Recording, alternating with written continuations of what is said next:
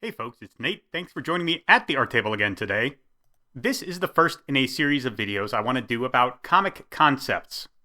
And this is more of a set of references that I can point to when I bring up concepts while I'm reviewing a book.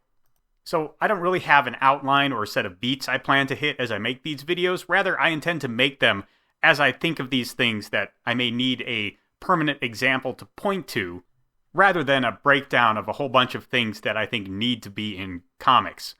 So while I'm not setting out to put together a grand theory of comic writing or comic illustrating, I do already have a couple of concepts I tend to bring up on a semi-regular basis that I figure are worth discussing right out of the gate. The first of these is the power of a panel. And for those curious, the second is going to be leading the eye, although I'm not sure when I'll be getting to that. Now, a panel is the fundamental unit of time in illustrated storytelling. Illustrated as opposed to animated in this case.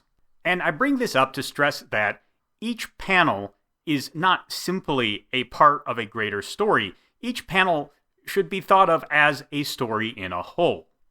The perceptive viewer may have already guessed that the panel you see on screen right now is an illustration we are going to use to discuss this concept.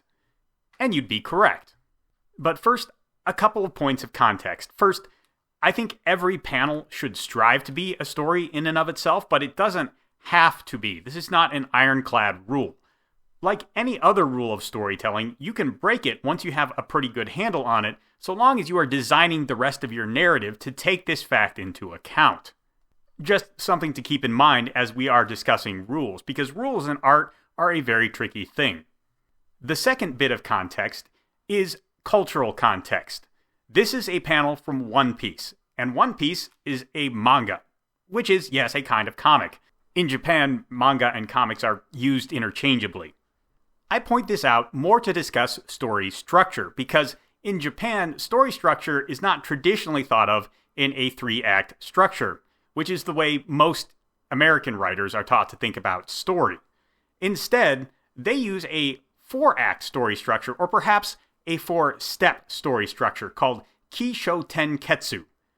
I first encountered this concept in Hirohiko Araki's Manga in Theory and Practice. And while I've heard it mentioned in other contexts, this is what I had on hand to reference, and pretty much the only place I've seen it broken down in any length. So if the exact translation of the specifics doesn't sound familiar to any of you who have already heard of this before, that may be why.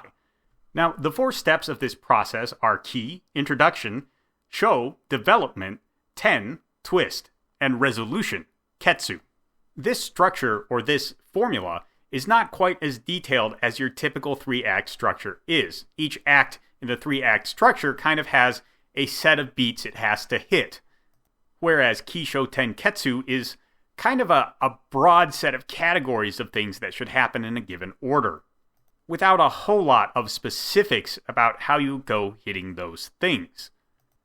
Part of the reason for that is because storytellers seek to incorporate Kisho Tenketsu into every part of their story. So the exact specifics are going to depend on how much of your story you're looking at. Is it a scene? It should have Kisho Tenketsu, but exactly what that's going to mean will depend on the kind of scene. Is it a line of dialogue? Well, your line of dialogue should have Kisho Tenketsu as well. But how you're going to do that is going to depend on who's speaking and what they're speaking about.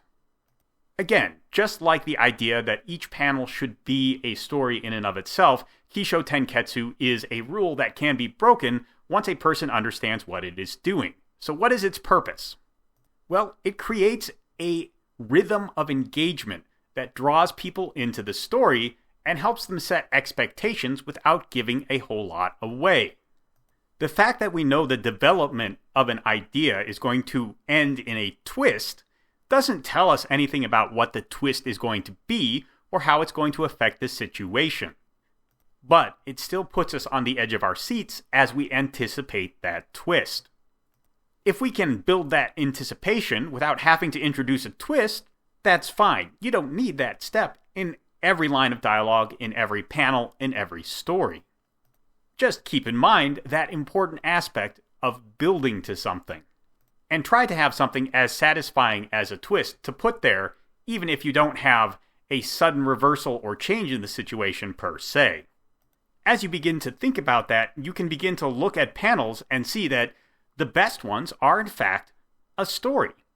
Here in our example panel, we have an entire story with an introduction, development, a twist, and a resolution, all encapsulated in 4 figure drawings and 5 dialogue balloons. That's very impressive.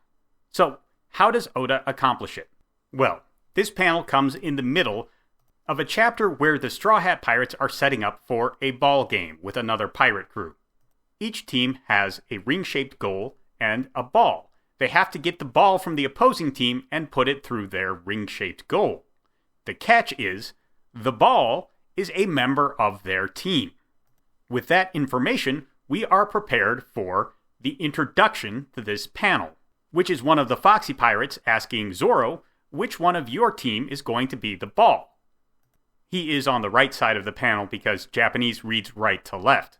The development comes when Zoro grunts and hooks his thumb at his crewmate Sanji, who is the other person on the team. The twist comes as another member of the Foxy Pirates puts the hat on Sanji's head that indicates which one of them is the ball.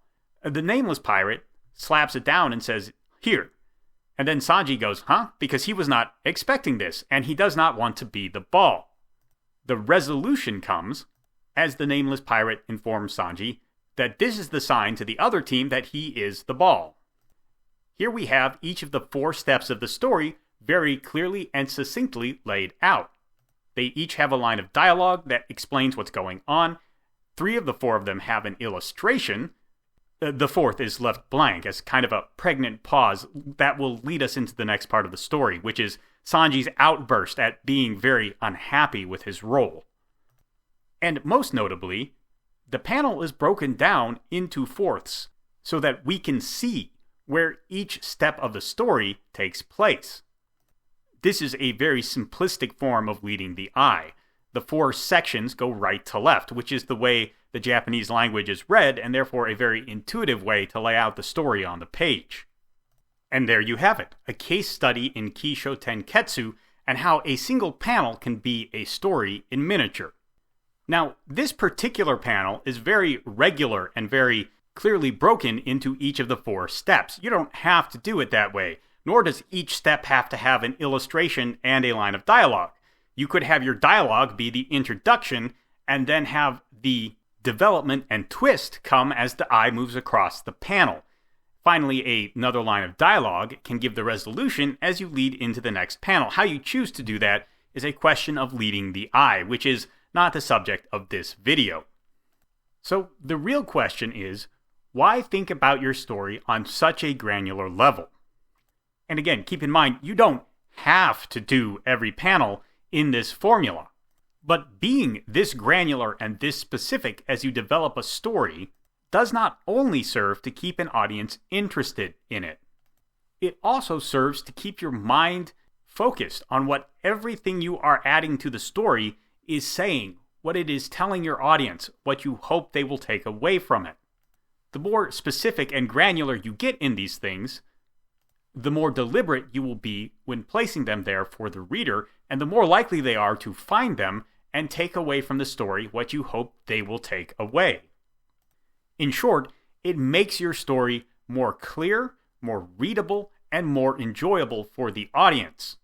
It also makes it clearer what you are trying to say with your story, and means it's more likely the audience will take that away from it rather than something you did not intend, which is always a bit of a bummer for a writer if we're being honest. So there you have it. The power of the panel is to tell a story within the confines of 4 lines. And while your story doesn't have to follow the 4 steps of Kisho Tenketsu in order to tell a story, it is one of the best analytical tools I've seen for determining whether you've succeeded in that goal or not. You are, of course, free to develop your own, but I suspect it's going to fall into roughly these same lines, because these are the components of a pretty solid story. Again, don't be afraid to color outside those lines, but recognize what they're there for, and, well, hopefully you're off to a pretty good start. If you know of any other simple 3, 4, or 5-step system to analyze a story, even one as short as a single panel, be sure to let me know about it down in the comments below. There's a like button and a subscribe button down there too. You can use those as you see fit, and I'll talk to you later.